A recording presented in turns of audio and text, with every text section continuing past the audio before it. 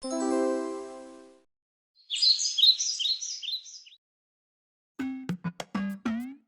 বনের ধারে বাস করত এক শিয়াল।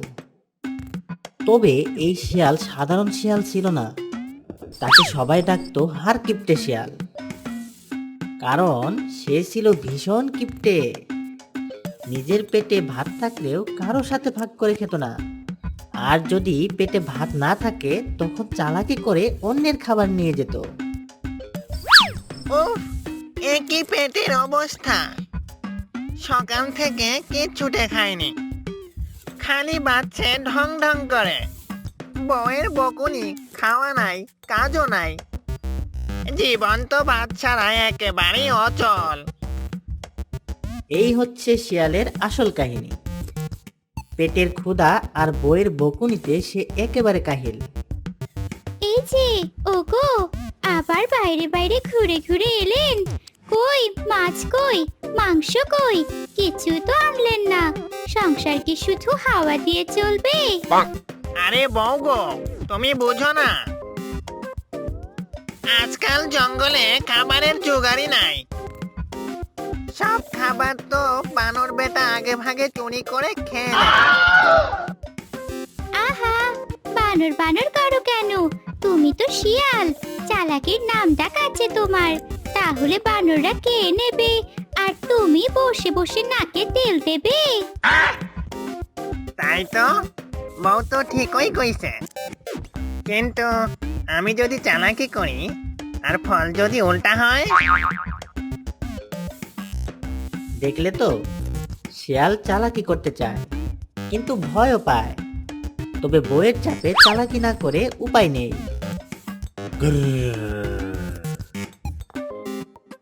এই বন আমার রাজ্য, সব পশু পাখি আমার প্রজা।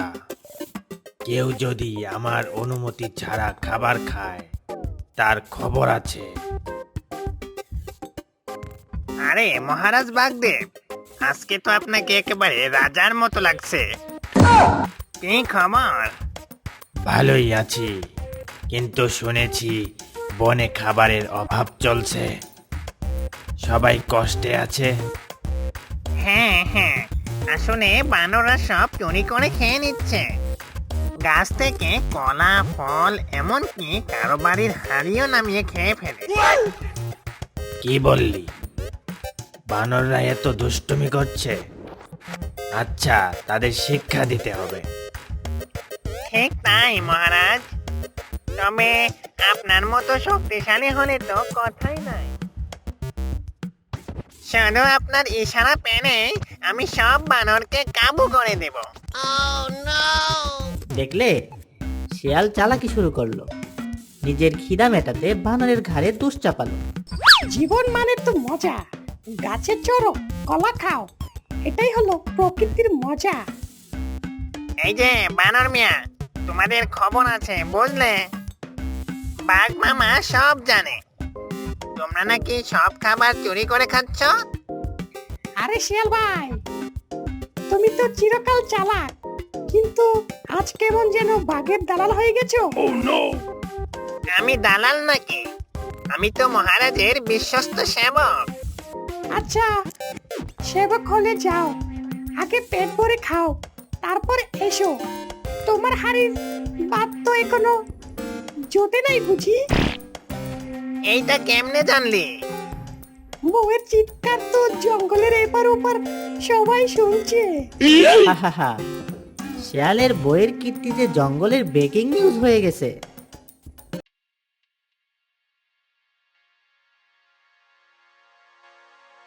তুমি আবার কালি হাতে ফিরলে? কই খাবার কই? আরে বউ গো, আমি তো মহারাজ বাঘের সাথে দেখা করলাম। সব সমস্যার সমাধান যেন হয়। এবার সব সমস্যার সমাধান হবে। সমাধান হবে? তোর পেটে তো এখনই জ্বর বইতেছে, সমাধান হবে কবে? তুমি শুধু দেখো আমি কেমনে সমাধান করি। আমি এমন কেরামতি করব, পুরো জঙ্গল কেঁপে উঠবে আর সব খাবার নদীর মতো বইতে থাকবে। তুই যে কিপটে, নদীতে যদি মাছের বন্যাও হয় তবুও তুই মাছ ধরতে যাবি নে। তুই তো নামেই হারকিপ্টে শিয়াল, আর কাজের বেলা কচু পড়া একটা। হা হা হা। সত্যি কথা বলতে শিয়াল খালি চালাকি করে, কিন্তু কাজের বেলায় একেবারে শূন্য। শিয়াল, খবর কি? বানরদের ধরা গেল? হুজুর, ওকে ধরা এত সহজ না। লাফায় ঝাপায়, কিন্তু একটা চালাকি করলেই সব হবে। কি চালাকি? আপনি যদি গাছে বসে ভয় দেখান, তাহলে আমি হাঁড়ি পাতিলের লোভ দেখাবো। তখন ওরা নামবে আর সাথে সাথে ধরাও খাবে। ভালো, করো। দেখো বাঘ কতটা বোকা, শিয়ালের কথায় বিশ্বাস করে বসে আছে। অথচ শিয়ালের আসল প্ল্যান নিজের পেট ভরানো। এই দেখো, শিয়াল আবার আসতেছে। তোর হাসির খবর কি রে? আরে ভাই সব, মহারাজ বাঘ খুব রেগে গেছে। তোরা যদি খাবার ভাগ না করিস, তাহলে মহারাজ কাল সকালে এসে কাল ভোরে গাছে উঠে ধরবে। তুই যে কিপ্টে সেটা আমরা জানি, তোর বউ জানে। এখন আবার বাঘের নাম ভাঙাচ্ছিস?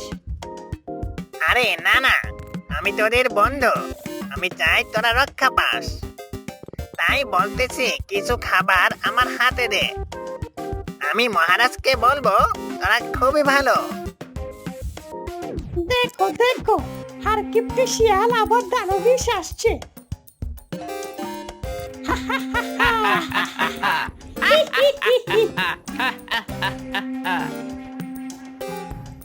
এমন হাসি পড়ল যে পুরো জঙ্গল কাঁপল। শিয়ালের মুখ রাগে লাল, কিন্তু কিছু করার নেই।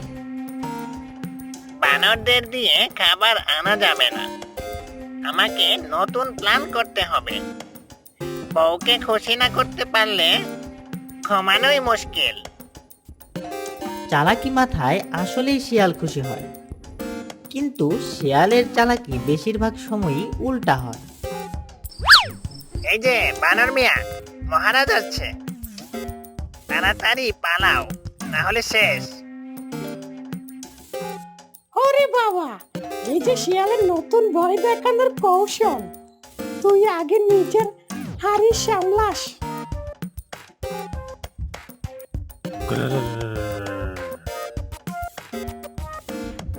তারা আমার খাবার চুরি করেছে। শিয়াল, শিয়াল, শিয়াল। আহা, আমি তো শুধু সাহায্য করতেছিলাম। হা হা হা। এবার তো শিয়ালের চালাকি উল্টা পড়ে গেল। শিয়াল, তুই আমাকে বোকা বানাতে চাইছিস? না না মহারাজ, আমি তো শুধু শুধু শুধু শুধু খাইতে চাইছিলি, ঠিক তো?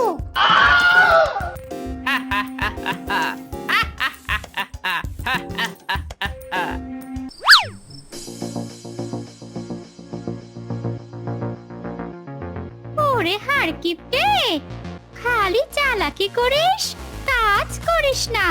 তোরে বাঘে খাইলে আমার শান্তি হবে। ধর, এভাবে যদি বউ মঞ্চে ঢুকে পড়ে তাহলে তো সব শেষ। শিয়ালের বউ হলো আসল হাইলাইট। তার এক একটা সংলাপে শিয়ালের কপালে ঘাম। শোনো, এই হারকিপ্টে শিয়ালকে শিক্ষা দিতে হবে। ঠিক বলেছ, সব সময় কিপটামি করে নিজের পেট ভরাতে চায়। চলো, আমরা একটা হাড়ি ভরে মরিচ লঙ্কা মাখন দেই, বলবো মাংস রান্না হয়েছে। ওরে বা, মজা হবে, ওরে মজা বাহ, হবে, মজা হবে, ওরে মজা বা হবে। বাবা, মজা হবে। এই হলো বানরদের আসল চালাকি, চালাকের চালাকি। এবার চালাকের উপরই চালাকি হবে। ওহো, কি দারুণ গন্ধ! এ তো আসল মাংসের ঝোল। আহা, ভাগ্য খুলে গেল আমার। শিয়াল ভাই, এই মাংস মহারাজ বাঘের জন্য। তবে তুমি যদি বন্ধুত্ব দেখাও একটু মজা করে খেতে পারি। ওরে বাবা, বাঘের নাম নিও না, আমি একটু চেখে দেখি, তারপর মহারাজকে দেব। ওরে মারে, ওরে বাবা রে, মুখ জ্বলে গেল। লঙ্কা মরিচ, পানি দাও, পানি দাও। হা হা হা, হার কিপটে শিয়াল মরিচ খাইলো। চালাকি করতে এসে শিয়াল নিজের জিভই পুড়িয়ে ফেলল। শিয়াল, তুই এত চালাকি করিস কেন? বানরদের উপর দোষ চাপাস, আমার খাবার খাস, আজ তোর শাস্তি হবেই। মহারাজ, আমি ভুল করেছি, আর কখনো করব না। ভালো, তবে শাস্তি পেতেই হবে। তুই এখন থেকে প্রতিদিন বানরদের জন্য ফল জোগাড় করে দিবি। কি? আমি বানরদের দাস? হার কিপটে শিয়াল এবার আমাদের চাকর। বা মহারাজ, এমনই শাস্তি দেন, আমি খুব শান্তি পাইছি। শিয়াল এখন নিজের বইয়ের কাছেও হেরে গেল। এভাবে চালাকি করতে গিয়ে হারকিপ্টে শিয়াল বাঘের হাতে ধরা খেয়ে বানরদের চাকর হলো।